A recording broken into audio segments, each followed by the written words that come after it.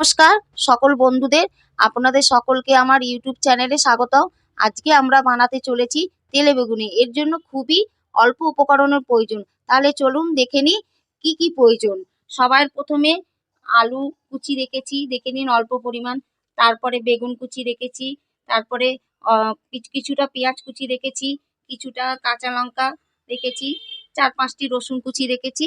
আর তারপরে যে সবার প্রথমে বেশি প্রয়োজন রুই মাছের তেল। আপনারা দেখুন, এবার কড়াটা বসিয়ে দিয়েছি, তেলটা ভালো করে গরম হোক। গরম হয়ে গেলে পরে এবার আমি মাছের তেলটা দিয়ে দিলাম কড়াইতে।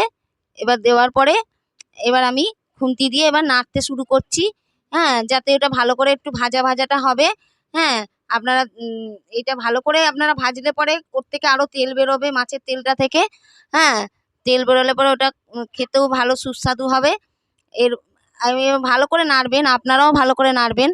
এটা ভালো করে নাড়তে নাড়তে নাড়তে একটু লাল ভাবটা, একটু মোটামুটি লালচে ভাবটা আসবে। তারপরে আপনাদের বলছি যে একটু নাড়তেই হবে অনেকক্ষণ, 10-15 মিনিট ধরে এটা ভালো করে ভাজতে হবে। ভেজে ভেজে ভেজে ওটাকে ভালো করে খুন্তি দিয়ে সমানে নাড়তে হবে। নাড়ার পরে এবার দেখুন আমি কি দিচ্ছি। এবার আমি দিচ্ছি পেঁয়াজ কুচি। দেখুন আপনারা, পেঁয়াজ কুচি ছাড়ছি। হ্যাঁ, এবার আমি পেঁয়াজ কুচি দিচ্ছি তেলের মধ্যে, দেখে নিন। হ্যাঁ, এবার তেলের মধ্যে পেঁয়াজ কুচি দিয়ে এবার আপনারা খুন্তি দিয়ে আমি নাড়বো। এবার দেখবেন খুন্তি দিয়ে নাড়ছি। হ্যাঁ, খুন্তি দিয়ে নাড়তেই থাকতে হবে, নাড়তেই থাকতে হবে। এটা খুন্তি দিয়ে ক্রমাগত নাড়তে হবে। ক্রমাগত নাড়তে হবে, নেড়ে নেড়ে পেঁয়াজটা যাতে লালচে ভাব হয়, বাদামি কালারটা যাতে আসে। হ্যাঁ, তাহলে ওটার টেস্টটা ভালো হবে, মাছের তেলের সাথে মানে খুব টেস্টি হবে। পেঁয়াজটাকে ভালো করে ভেজে নিতে হবে যাতে কাঁচা না থাকে পেঁয়াজটা। এবার দেখুন আমি আলু দিচ্ছি, আলু কোচানোটা এবার আমি দিচ্ছি। দিয়ে এবার আস্তে আস্তে ওটাও খুন্তি দিয়ে ভালো করে ভাজতে হবে, ভাজা ভাজা পুরো করতে হবে।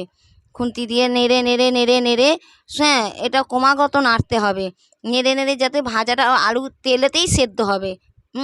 এবারে আমি আস্তে আস্তে সব কাঁচা লঙ্কা কুচি, রসুন কুচি এগুলো দিয়ে এবার আমি নাড়ছি, বেগুন দিয়ে। এবার আমাদের খেতে সুস্বাদু হবে। হ্যাঁ, এই জন্যেই আপনাদেরকে আমি দেখাচ্ছি। এবার আপনারা দেখুন, এবার বেগুন দিচ্ছি। বেগুন দেওয়ার পরে বেগুন দেওয়ার পরে রসুন কুচি, কাঁচা লঙ্কা কুচি এগুলো সব পরপর একটা একটা করে আমি ওর মধ্যে অ্যাড করছি। হ্যাঁ, এবার সমানে নাড়তে হবে, খুন্তি দিয়ে দিয়ে এটা খুন্তি দিয়ে দিয়ে নাড়তেই হবে। নাহলে এবার রসুনটাকে ভালো করে একটু থেতো করে নিতে হবে, থেতো করে নিয়ে দিতে হবে। হ্যাঁ, নাহলে কাঁচা রসুনটা, গোটা রসুনটা দেওয়া যাবে না। একটু ভালো করে, ওই জন্য আমি একটু সাঁড়াশি দিয়ে, আপনারা পারলে পরে কোনো কিছু দিয়েও আপনারা ওটাকে একটু হালকা পরিমাণ মতন একটু থেতো করে নেবেন। নিয়ে ওটার মধ্যে এবার কড়াইয়ের মধ্যে দেখুন আমি দিচ্ছি ওটাকে একটা একটা করে। আমি জাস্ট সাঁড়াশি দিয়ে করছি। হাতের সামনে সাঁড়াশিটা রয়েছে, আমি সাঁড়াশিটা দিয়েই আমি ওটা থেতো করছি রসুনটাকে দিয়ে। আমি খুন্তিটাকে নাড়ছি, খুন্তি দিয়ে নাড়বো ওইটাকে পুরো সময়, মানে যত নুন দিচ্ছি। এবার দেখুন হলুদ পরিমাণ মতন দিচ্ছি, দিয়ে সব যেটুখানি মানে প্রয়োজন 2 চামচের মতন, ছোটো চামচ করে, হ্যাঁ, দিয়ে এবার ভালো করে ভাজতে হবে। ওটাকে খুব ভালো করে নাড়তে হবে যাতে ওটার টেস্ট হয়, মানে ওটা পুরো তেলেতেই সেদ্ধ হবে, আলুটা তেলেতেই সেদ্ধ হবে। ওটা ভেজে ভেজে কালারটা দেখুন কত সুন্দর আসছে। এবার কালারটা দেখুন খুব সুন্দর আসছে। এবার একটু সামান্য পরিমাণ জলটা দিচ্ছি, কেন, যাতে ওটা ভালো মতন সেদ্ধটা হয়ে যায়।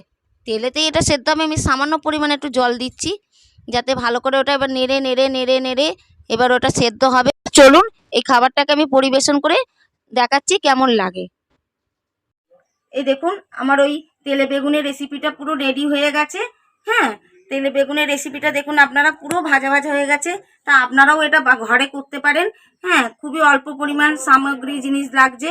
আর আপনারা খেয়ে দেখুন, খেয়ে যদি আপনাদের ভালো লাগে আমাকে তাহলে লাইক দেবেন, কমেন্ট করবেন, শেয়ার করবেন। হ্যাঁ, অনেক অনেক মানে আমাকে ইয়ে করে জানাবেন, কমেন্ট করে জানাবেন। ধন্যবাদ। আবার পরের ভিডিওতে দেখা হচ্ছে। আপনাদের জন্য নতুন নতুন খাবার নিয়ে আসছি।